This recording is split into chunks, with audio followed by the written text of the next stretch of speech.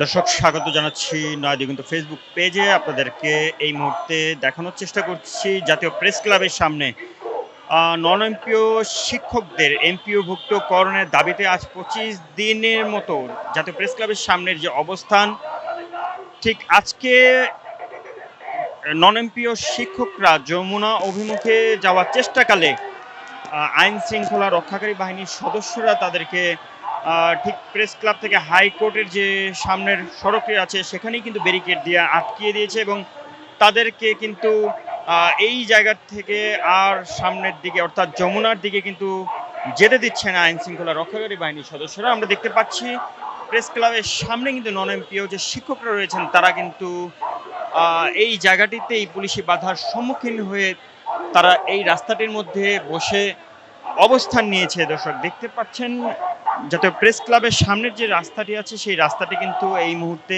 বন্ধ হয়ে আছে সম্পূর্ণভাবে।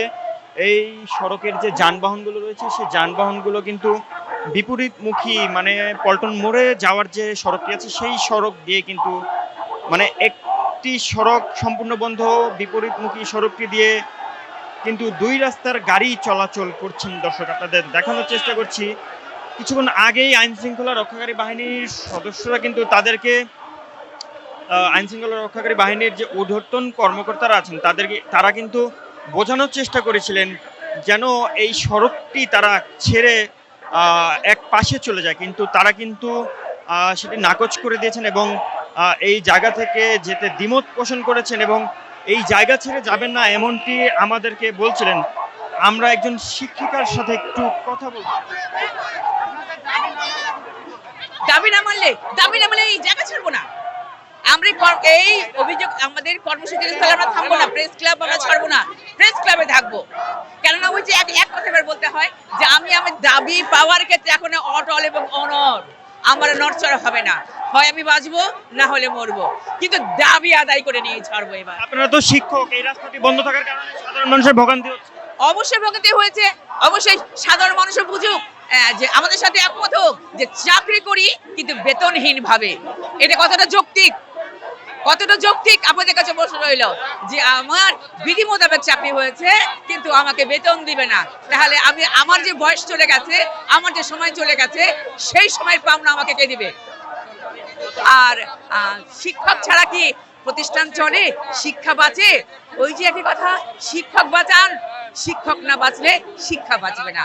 আর সাথে শিক্ষা প্রতিষ্ঠানের শিক্ষার্থীদের উপরে কি প্রভাব পড়েছে? ক্ষতিগ্রস্ত হচ্ছে শিক্ষার্থীরা, ক্ষতিগ্রস্ত হচ্ছে না, ওদের ক্লাস চলছে না, ওদের সামনে পরীক্ষা নিতে পারছি না। তো আমার কথা শুধু এক কথা এখানে, আমার তো দেয়ালে পিঠ ঠকা পিঠ। আমি ফরিদপুর থেকে আসছি, আমি এখানে আছি 25 দিন আছে। আমরা কথা বলার চেষ্টা করছিলাম, তারা কিন্তু একরকম তাদের দাবি যে রয়েছে এমপিভুক্তকরণের যে দাবিটি, সেই দাবিটি কিন্তু আদায়ের প্রশ্নে অনড় অবস্থানে রয়েছেন এবং আমরা দেখতে পাচ্ছি আইন শৃঙ্খলা রক্ষাকারী বাহিনীদের ব্যাপক উপস্থিতি কিন্তু আমরা এখানে লক্ষ্য করতে পারছি এবং জল কামানো একটি প্রস্তুত রাখা হয়েছে। আমরা আপনাদেরকে দেখানোর চেষ্টা করছি 2024-এর জুলাই অভ্যুত্থানের পর থেকে কিন্তু একের পর এক বিভিন্ন সংগঠন, বিভিন্ন শিক্ষা প্রতিষ্ঠান এবং বিভিন্ন ব্যানারে কিন্তু বিভিন্ন রকমের দাবি আদায়ে রাস্তায় নামতে গিয়েছে অনেক সংগঠন, শিক্ষক, শিক্ষার্থী এবং সাধারণ মানুষকে। একের পর এক এরকম আন্দোলনে কিন্তু ঢাকার যে ট্রাফিক ব্যবস্থা তা কিন্তু একরকম অনেকটাই বিপর্যস্ত। সাধারণ মানুষ কিন্তু অনেকটাই ভোগান্তিতে পড়েছেন। গতকালকে আপনারা দেখেছেন শাহবাগ মোড়ে কিন্তু 47তম বিশেষ শিক্ষার্থীদের সাথে প্রায় 4 থেকে 5 ঘন্টা আইন শৃঙ্খলা রক্ষাকারী বাহিনীর সদস্যদের সাথে একের পর এক ধাওয়া পাল্টা দেওয়া সংঘর্ষের যে ঘটনা ঘটেছে, তাতেও কিন্তু সাধারণ মানুষ এবং জনমনে একরকমের ভীতি, ভয় তৈরি হয়েছে এবং আপনারা জানেন যে রাজধানীতে কিন্তু এমনিতেই তীব্র যানজটের নগরী কিন্তু ঢাকা শহর।